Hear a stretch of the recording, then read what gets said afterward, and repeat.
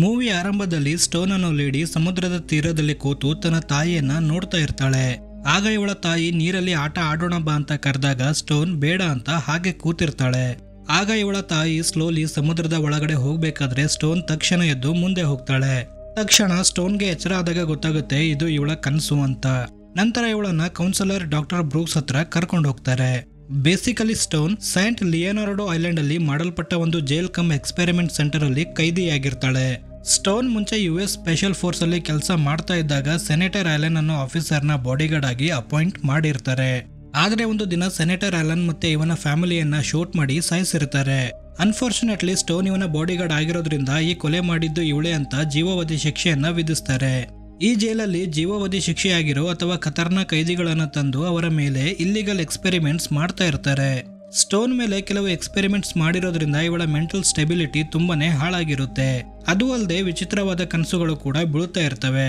Doctor Brooks ಇವಳನ್ನ counselling ಮಾಡ್ತಾ ಇರಬೇಕಾದ್ರೆ ಈ ರೂಮ್ ಅಲ್ಲಿರೋ ಲೈಟ್ ಗಳು ಫ್ಲಕ್ಚುಯೇಟ್ ಆಗ್ತಾ ಇರೋದನ್ನ ಸ್ಟೋನ್ ತುಂಬಾ ಹೊತ್ತಿಂದ ನೋಟಿಸ್ ಮಾಡ್ತಾಳೆ. ಕಾರಣ ಏನು ಅಂತ ನಮ್ಗೆ ಮುಂದೆ ಗೊತ್ತಾಗುತ್ತೆ.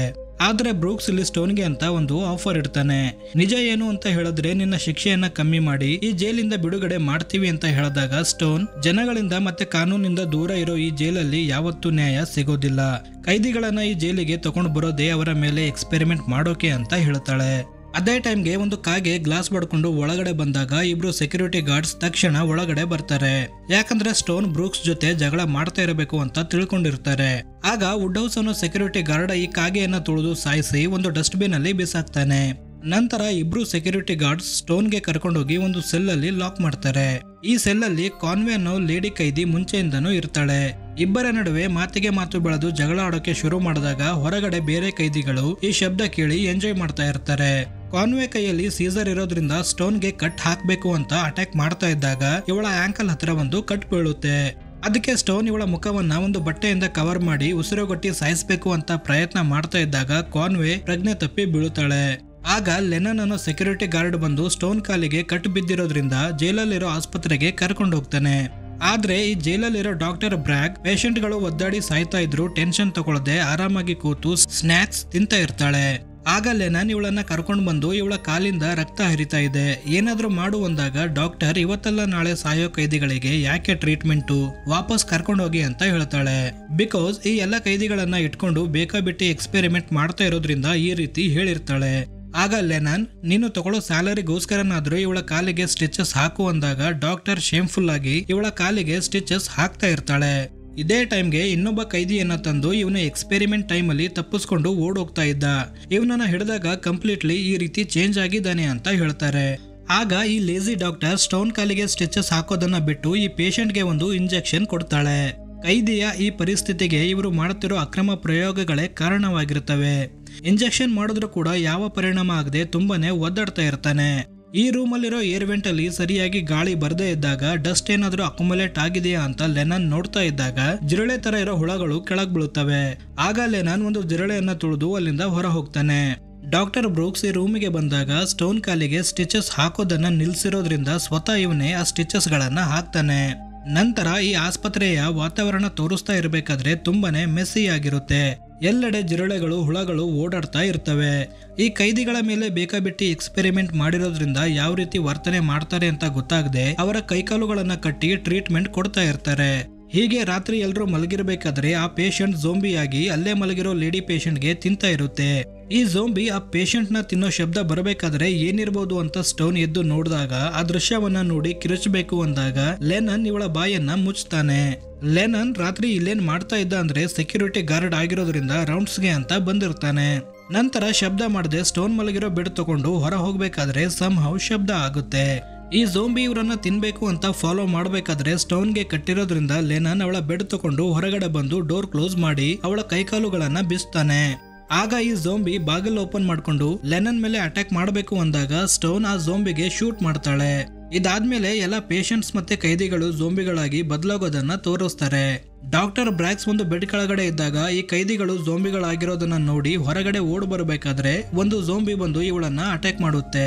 ಈ ಕಡೆ ಲೆನನ್ ಎಮರ್ಜೆನ್ಸಿ ಅಲಾರಾಮ್ ಆನ್ ಮಾಡಿ ಬೇರೆ ಸೆಕ್ಯೂರಿಟಿ ಗಾರ್ಡ್ ಗಳ ಜೊತೆ ಕಾಂಟ್ಯಾಕ್ಟ್ ಮಾಡೋಕೆ ವಾಕಿ ಟಾಕಿ ಚೆಕ್ ಮಾಡಿದಾಗ ಗೊತ್ತಾಗುತ್ತೆ ಅದು ಕೆಲಸ ಮಾಡ್ತಾ ಇಲ್ಲ ಅಂತ. ಎಮರ್ಜೆನ್ಸಿ ಅಲಾರಾಮ್ ಆನ್ ಆಗಿರೋದ್ರಿಂದ ಏನಾಗಿದೆ ಅಂತ ಎಲ್ಲ ಕೈದಿಗಳು ಹೊರಬಂದು ನೋಡ್ತಾ ಇದ್ದಾಗ ಸೆಕ್ಯೂರಿಟಿ ಗಾರ್ಡ್ಗಳು ಬಂದು ವಿಚಾರಣೆ ಮಾಡ್ತಾ ಇರ್ತಾರೆ. ಈ ಕಡೆ ಡಾಕ್ಟರ್ ಬ್ರೂಕ್ಸ್ ವಾರ್ಡನ್ಗೆ ಕಾಲ್ ಮಾಡಿ ನಿಮ್ಮ ಕೈದಿ ಝೋಂಬಿಯಾಗಿ ಬದಲಾಗಿದ್ದಾನೆ ಅಂತ ಹೇಳಿದಾಗ ವಾರ್ಡನ್ ಹೇಳ್ತಾಳೆ ಈ ವಿಷಯಗಳ ಬಗ್ಗೆ ಮಾತಾಡೋಕೆ ಇದು ಸಮಯ ಅಲ್ಲ ಅಂತ. ಬೇಸಿಕಲಿ ಮೇನ್ಲ್ಯಾಂಡ್ ಅಂದ್ರೆ ಸರ್ಕಾರದಿಂದ ಕಾಂಟ್ರಾಕ್ಟ್ ಕಟ್ ಆಗಿರುತ್ತೆ, ಆದ್ರೂ ಕೂಡ ಈ ಅಕ್ರಮ ಪ್ರಯೋಗಗಳು ಮಾಡ್ತಾನೆ ಇರ್ತಾರೆ. ಈ ಕಾರಣಕ್ಕೆ ಡಾಕ್ಟರ್ ಬ್ರೂಕ್ಸ್ ಈ ಐಲ್ಯಾಂಡ್ ಇಂದ ಮೇನ್ಲ್ಯಾಂಡ್ ಗೆ ಹೋಗೋಕಾಗದೆ ಒದ್ದಾಡ್ತಾ ಇರ್ತಾನೆ. ತನ್ನ ಆಂಗ್ಸೈಟಿಯನ್ನ ಕಂಟ್ರೋಲ್ ಮಾಡಕ್ಕೆ ಟ್ಯಾಬ್ಲೆಟ್ ಗಳನ್ನ ತಗೊಳ್ತಾ ಇರ್ತಾನೆ. ಇವನಿಗೂ ಗೊತ್ತಿರುತ್ತೆ ಈ ಐಲ್ಯಾಂಡ್ ಅಲ್ಲಿ ಬಹಳಷ್ಟು ಇಲ್ಲಿಗಲ್ ಎಕ್ಸ್ಪೆರಿಮೆಂಟ್ ಮಾಡ್ತಾ ಇದ್ದಾರೆ, ಇದರ ಪರಿಣಾಮ ತುಂಬಾನೇ ಡೇಂಜರ್ ಇರುತ್ತೆ ಅಂತ. ಈ ಸೆಕ್ಯೂರಿಟಿ ಗಾರ್ಡ್ ಗಳನ್ನ ನೋಡಿ ಎಲ್ಲ ಕೈದಿಗಳು ತುಂಬಾನೇ ಶಬ್ದ ಮಾಡ್ತಾ ಇದ್ದಾಗ ಬುಚ್ಚರ್ ಅನ್ನೋ ಲೇಡಿ ಕೈದಿ ಮುಂದೆ ಬಂದು ಸುಮ್ನಿರೋಕೆ ಹೇಳ್ತಾಳೆ. ಇದನ್ನ ನೋಡಿ ವುಡ್ ಹೌಸ್ ಬುಚ್ಚರ್ಗೆ ಅವರನ್ನೆಲ್ಲ ಒಳಗಡೆ ಹೋಗಕ್ ಹೇಳು ಅಂದಾಗ ಅವರೇನು ನನ್ನ ಗುಲಾಮರಲ್ಲ, ಇದೆಲ್ಲ ಅವರು ತಮ್ಮ ಸ್ವಂತಿಕೆಯಿಂದಾನೇ ಮಾಡ್ತಾ ಇದ್ದಾರೆ ಅಂತ ಹೇಳ್ತಾಳೆ.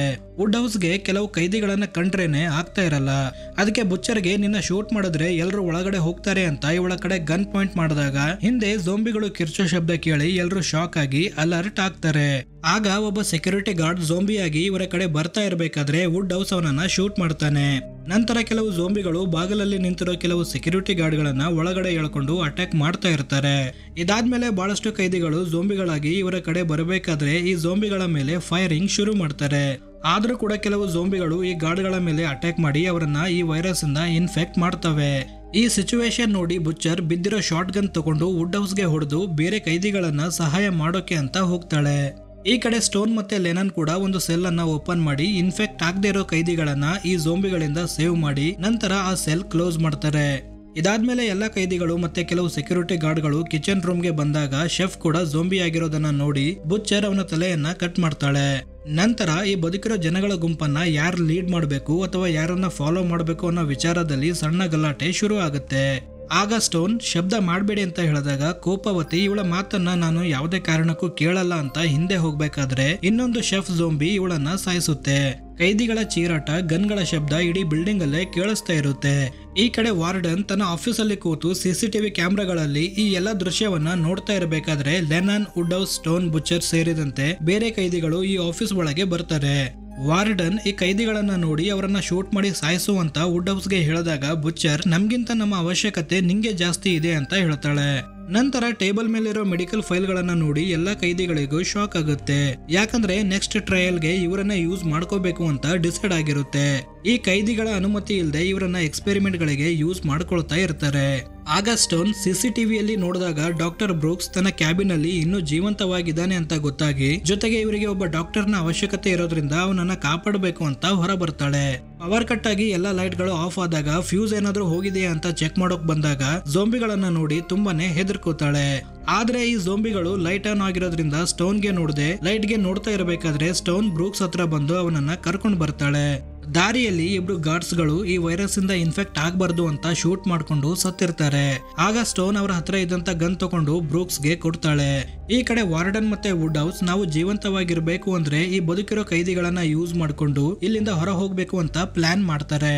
ಪಾಗಲ್ವತಿ ಅನ್ನೋ ಕೈದಿ ಆಂಗ್ಸೈಟಿಯಿಂದ ವಿಚಿತ್ರವಾಗಿ ವರ್ತನೆ ಮಾಡಬೇಕಾದ್ರೆ ಬುಚ್ಚರ್ ಅವಳನ್ನ ಸಮಾಧಾನ ಮಾಡೋ ಪ್ರಯತ್ನ ಮಾಡ್ತಾಳೆ. ಆಗ ಸ್ಟೋನ್ ಮತ್ತೆ ಬ್ರೂಕ್ಸ್ ಬಂದು ಈ ಪಾಗಲ್ವತಿಗೆ ಕೆಲವು ಟ್ಯಾಬ್ಲೆಟ್ ಗಳನ್ನ ಕೊಟ್ಟು ಸಮಾಧಾನ ಮಾಡ್ತಾರೆ.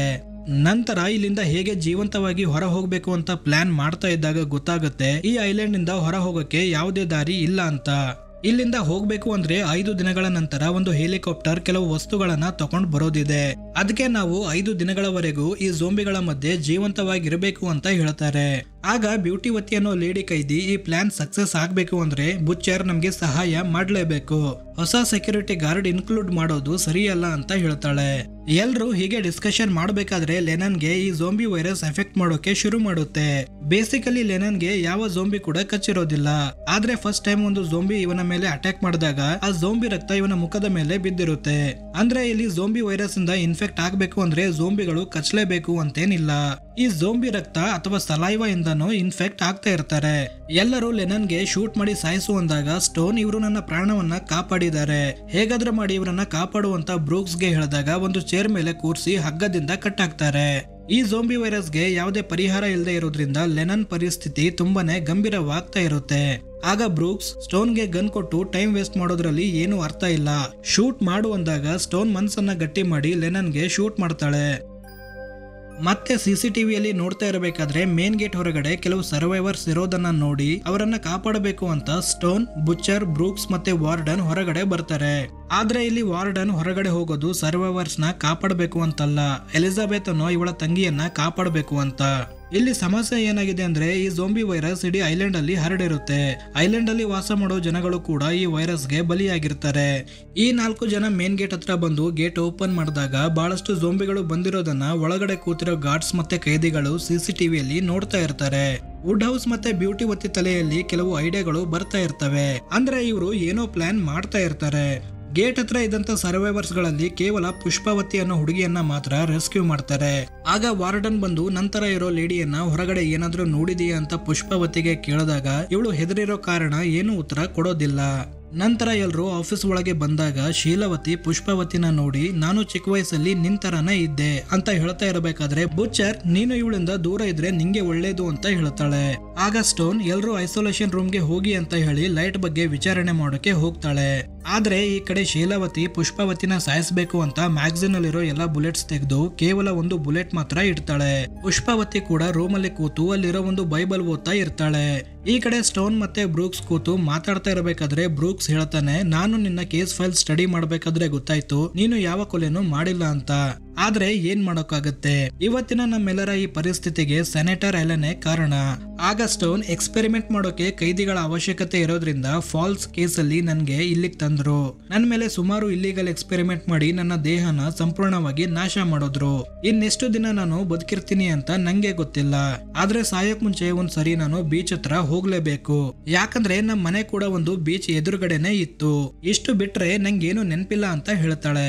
ಆಗ ಪುಷ್ಪಾವತಿ ಅಲ್ಲಿರೋ ಒಂದು ರೇಡಿಯೋ ಆನ್ ಮಾಡಿ ಸಾಂಗ್ ಪ್ಲೇ ಮಾಡಿದಾಗ ಸ್ಟೋನ್ ಬಂದು ಅದನ್ನ ಆಫ್ ಮಾಡ್ತಾಳೆ. ಯಾಕಂದ್ರೆ ನಮ್ಮೆಲ್ಲರಿಗೂ ಗೊತ್ತಿರೋ ಹಾಗೆ ಈ ಝೋಂಬಿಗಳು ಸೌಂಡ್ ಫಾಲೋ ಮಾಡ್ಕೊಂಡು ಬಂದು ಅಟ್ಯಾಕ್ ಮಾಡ್ತವೆ. ನಾನ್ ನಿಮ್ಗೆ ಮುಂಚೆನೆ ಹೇಳಿರೋ ಹಾಗೆ ಬ್ಯೂಟಿವತಿ, ವುಡ್ ಹೌಸ್ ಮತ್ತೆ ಇನ್ನೊಬ್ಬ ಸೆಕ್ಯೂರಿಟಿ ಗಾರ್ಡ್ ಸೇರಿ ಇಲ್ಲಿಂದ ಜೀವಂತವಾಗಿ ಹೊರ ಹೋಗಕ್ಕೆ ಪ್ಲಾನ್ ಮಾಡ್ತಾ ಇರ್ತಾರೆ. ಬೇರೆ ಕೈದಿಗಳನ್ನ ಯೂಸ್ ಮಾಡ್ಕೊಂಡು ಝೋಂಬಿಗಳಿಗೆ ದಾರಿ ತಪ್ಪಿಸಿ ಇಲ್ಲಿಂದ ಹೋಗೋಣ ಅಂತ ಮಾತಾಡ್ತಾ ಇರಬೇಕಾದ್ರೆ ಬುಚ್ಚರ್ ಇವರ ಮಾತುಗಳನ್ನ ಕೇಳಿಸ್ಕೊತಾಳೆ. ಈ ಕಡೆ ವಾರ್ಡನ್ ಸ್ಟೋನ್ ಮೆಡಿಕಲ್ ಫೈಲ್ ನೋಡ್ತಾ ಟಿವಿಯಲ್ಲಿ ಒಂದು ಕೈದಿಗೆ ಇಂಜೆಕ್ಷನ್ ಮಾಡೋ ಫುಟೇಜ್ ನೋಡ್ತಾ ಕೂತಿರ್ತಾಳೆ. ಆಗ ಸ್ಟೋನ್ ಬಂದು ಈ ವಿಡಿಯೋ ಫುಟೇಜ್ ನೋಡ್ತಾ ಇದ್ದಾಗ ವಾರ್ಡನ್ ನಾವೆಲ್ಲರೂ ಸಾಯ್ತಾ ಇದೀವಿ ಅಂತ ಹೇಳಿ ಗನ್ ತಗೊಂಡು ಸೂಸೈಡ್ ಮಾಡ್ಕೊಳ್ಳಕ್ಕೆ ಪ್ರಯತ್ನ ಮಾಡ್ತಾಳೆ. ಆದ್ರೆ ಸ್ಟೋನ್ ಅವಳನ್ನ ತಡೆದು ಇಷ್ಟು ಈಸಿಯಾಗಿ ಸಾಯೋಕೆ ನಾನ್ ಬಿಡೋದಿಲ್ಲ. ಈ ಐಲ್ಯಾಂಡ್ ಗೆ ನೀವೆಲ್ಲ ಹೇಗೆ ಹೋಗು ಬಾ ಮಾಡ್ತೀರಾ ಅಂತ ಕೇಳಿದಾಗ ವಾರ್ಡನ್ ಈ ಕೆಲ್ಸಕ್ಕೆ ಒಂದು ಹೆಲಿಕಾಪ್ಟರ್ ಯೂಸ್ ಮಾಡ್ತೀವಿ ಅಂತ ಹೇಳ್ತಾಳೆ. ಆಗ ಸ್ಟೋನ್ ಈಗ್ಲೇ ಫೋನ್ ಮಾಡಿ ಆ ಹೆಲಿಕಾಪ್ಟರ್ ಕರ್ಸು ಅಂದಾಗ ಈ ಫೋನ್ ಡಿಸ್ಕನೆಕ್ಟ್ ಆಗಿರುತ್ತೆ. ಅದಕ್ಕೆ ಸ್ಟೋನ್ ಏನಾದ್ರೂ ಜುಗಾಡ್ ಮಾಡ್ಬೇಕು ಅಂತ ಹೊರಗಡೆ ಹೋಗ್ಬೇಕಾದ್ರೆ ಹೊರಗಡೆಯಿಂದ ಒಂದು ಲೇಡಿ ಝೋಂಬಿ ಈ ಆಫೀಸ್ ಒಳಗೆ ಬರುತ್ತೆ. ಈ ಝೋಂಬಿ ಹೆಸರು ಎಲಿಜಬೆತ್ ಅಂತ, ವಾರ್ಡನ್ ನ ಮುದ್ದು ತಂಗಿ. ಬೇರೆಯವರಿಗೆ ಅಂತ ಗುಂಡಿ ತೋಡಿದ್ರೆ ಒಂದಲ್ಲ ಒಂದು ದಿನ ಅದರಲ್ಲಿ ನೀವೇ ಬೀಳ್ತೀರಾ ಅನ್ನೋದಕ್ಕೆ ಇದೇ ಸಾಕ್ಷಿ. ಸ್ಟೋನ್ ಈ ಝೋಂಬಿಗೆ ಶೂಟ್ ಮಾಡ್ಬೇಕು ಅಂದಾಗ ವಾರ್ಡನ್ ಬೇಡ ಅಂತ ತಡಿತಾಳೆ. ಈ ಅಪಾರ್ಚುನಿಟಿ ಯೂಸ್ ಮಾಡ್ಕೊಂಡು ನೀನ್ ನಮ್ಗೆ ಇಲ್ಲಿಂದ ಹೋಗೋಕೆ ಸಹಾಯ ಮಾಡಿಲ್ಲ ಅಂದ್ರೆ ಈ ಝೋಂಬಿನ ಶೂಟ್ ಮಾಡ್ತೀನಿ ಅಂದಾಗ ವಾರ್ಡನ್ ಕೂಡ ಸರಿ ಅಂತ ಒಪ್ಕೋತಾಳೆ.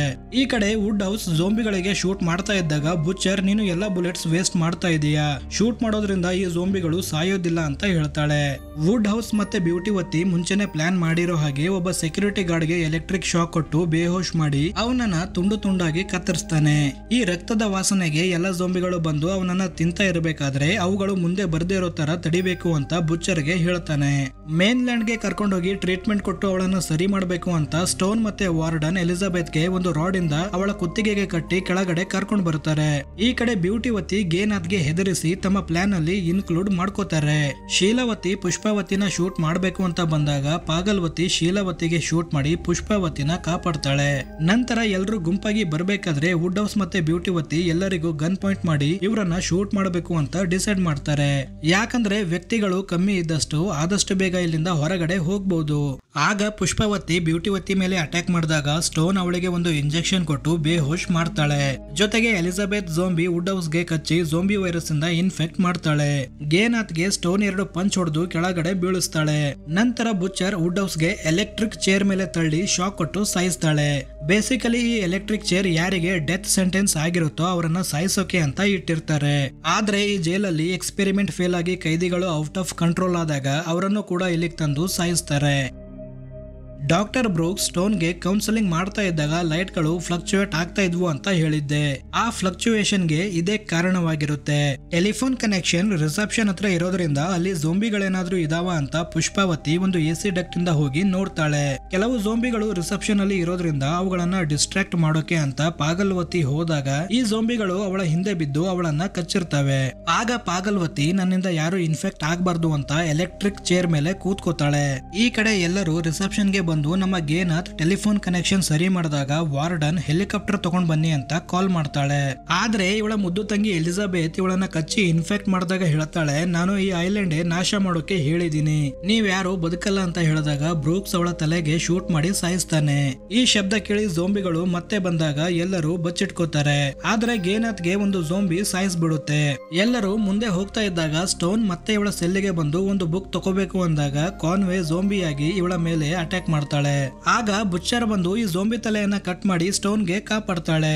ಈ ಕಡೆ ಒಂದು ಝೋಂಬಿ ಪುಷ್ಪಾವತಿ ಕಾಲ್ ಹಿಡಿದು ಎಳಿತಾ ಇರಬೇಕಾದ್ರೆ ಒಂದು ಗನ್ ತಗೊಂಡು ಶೂಟ್ ಮಾಡ್ತಾಳೆ. ಆಗ ಬ್ರೂಕ್ಸ್ ಓಡ್ ಬರ್ಬೇಕಾದ್ರೆ ಝೋಂಬಿ ಅಂತ ತಿಳಿದು ಅವನಿಗೂ ಕೂಡ ಶೂಟ್ ಮಾಡಿ ಸಾಯಿಸ್ತಾಳೆ. ನಂತರ ಬುಚ್ಚರ್ ಮತ್ತೆ ಸ್ಟೋನ್ ಬಂದು ಪುಷ್ಪಾವತಿನ ಕರ್ಕೊಂಡು ಎಲೆಕ್ಟ್ರಿಕ್ ಚೇರ್ ಇರೋ ರೂಮಿಗೆ ಬಂದಾಗ ಪಾಗಲ್ವತಿ ಚೇರ್ ಮೇಲೆ ಕೂತಿರೋದ್ ನೋಡಿ ಬುಚ್ಚರ್ ಪವರ್ ಆಫ್ ಮಾಡ್ತಾಳೆ. ಅನ್ಫಾರ್ಚುನೇಟ್ಲಿ ಪುಷ್ಪಾವತಿ ಕೂಡ ಈ ವೈರಸ್ ಇಂದ ಇನ್ಫೆಕ್ಟ್ ಆಗಿ ಝೋಂಬಿಯಾಗಿ ಬದಲಾಗ್ತಾ ಇರ್ತಾಳೆ. ಬುಚ್ಚರ್ ಪಾಗಲ್ವತಿ ಹತ್ರ ನಿಂತಾಗ ಪಾಗಲ್ವತಿ ಇವಳ ಕೈಗಳನ್ನ ಕಚ್ಚಿ ಇವಳಿಗೂ ಕೂಡ ಇನ್ಫೆಕ್ಟ್ ಮಾಡ್ತಾಳೆ. ಇಬ್ರು ಇನ್ಫೆಕ್ಟ್ ಆಗಿರೋದ್ರಿಂದ ಬುಚ್ಚರ್ ಪುಷ್ಪಾವತಿನ ಹಿಡ್ಕೊಂಡು ಸ್ಟೋನ್ ನೀನ್ ಇಲ್ಲಿಂದ ಹೋಗು ಅಂತ ಹೇಳಿ ಎಲೆಕ್ಟ್ರಿಕ್ ಸೀಟ್ ಮೇಲೆ ಕೂತ್ಕೋತಾಳೆ. ಪುಷ್ಪಾವತಿ ಕಿರ್ಚೋ ಶಬ್ದ ಕೇಳಿ ಬೇರೆ ಝೋಂಬಿಗಳು ಓಡ್ ಬರ್ಬೇಕಾದ್ರೆ ಬುಚ್ಚರ್ ಪವರ್ ಆನ್ ಮಾಡಿ ಹೋಗು ಅಂತ ಸ್ಟೋನ್ ಗೆ ಹೇಳ್ತಾಳೆ. ಬೇರೆ ಆಪ್ಷನ್ ಇಲ್ದೇ ಇರೋ ಕಾರಣ ಸ್ಟೋನ್ ಪವರ್ ಆನ್ ಮಾಡಿ ಅಲ್ಲಿಂದ ಓಡೋಗ್ತಾಳೆ. ಎಲ್ಲಾ ಝೋಂಬಿಗಳು ಬಂದು ಬುಚ್ಚರ್ ಮತ್ತೆ ಪುಷ್ಪಾವತಿನ ಮುಟ್ಬೇಕು ಅಂದಾಗ ಎಲೆಕ್ಟ್ರಿಕ್ ಶಾಕ್ ಇಂದ ಸತ್ತೋಗ್ತವೆ. ಈ ಕಡೆ ಸ್ಟೋನ್ ಜೈಲಿಂದ ಹೊರಗಡೆ ಓಡ್ ಬರ್ತಾ ಒಂದು ಬೀಚ್ ಹತ್ರ ಬಂದು ಬೀಳುತ್ತಾಳೆ. ಆಲ್ರೆಡಿ ಇವರು ಒಂದು ಹೆಲಿಕಾಪ್ಟರ್ ಗೆ ಕಾಲ್ ಮಾಡಿರೋದ್ರಿಂದ ಹೆಲಿಕಾಪ್ಟರ್ ಬಂದು ಮತ್ತೆ ಸ್ಟೋನ್ ಗೆ ಹಿಡ್ಕೊಂಡು ಹೋಗ್ತಾರೆ. ಈ ಮಧ್ಯೆ ಸ್ಟೋನ್ ಗೆ ಮೂವಿ ಆರಂಭದಲ್ಲಿ ತೋರಿಸಿರುವಂತ ಫ್ಲಾಶ್ ಬ್ಯಾಕ್ ಮತ್ತೆ ನೆನಪಾಗುತ್ತೆ. ಆದ್ರೆ ಕೊನೆಯಲ್ಲಿ ಸ್ಟೋನ್ ಕೂಡ ಈ ಝೋಂಬಿ ವೈರಸ್ ಇಂದ ಇನ್ಫೆಕ್ಟ್ ಆಗಿರೋದನ್ನ ತೋರಿಸ್ತಾರೆ. ಇಡೀ ಮೂವಿಯಲ್ಲಿ ಯಾವ ಝೋಂಬಿ ಕೂಡ ಇವಳಿಗೆ ಕಚ್ಚಿರೋದಿಲ್ಲ. ಆದ್ರೆ ಝೋಂಬಿ ವೈರಸ್ ಇಂದ ಹೇಗೆ ಇನ್ಫೆಕ್ಟ್ ಆದಳು ಅಂತ ಮಿಸ್ ಮಾಡದೆ ಕಮೆಂಟ್ ಮಾಡಿ. ಈ ವಿಡಿಯೋನ ಇಲ್ಲಿವರೆಗೂ ನೋಡಿದ್ದಕ್ಕೆ ಥ್ಯಾಂಕ್ ಯು ಸೋ ಮಚ್. ಇನ್ನೊಂದು ಮೂವಿ ಜೊತೆ ಮತ್ತೆ ಸಿಗ್ತೇನೆ. Until then, keep watching Kannada Rockers.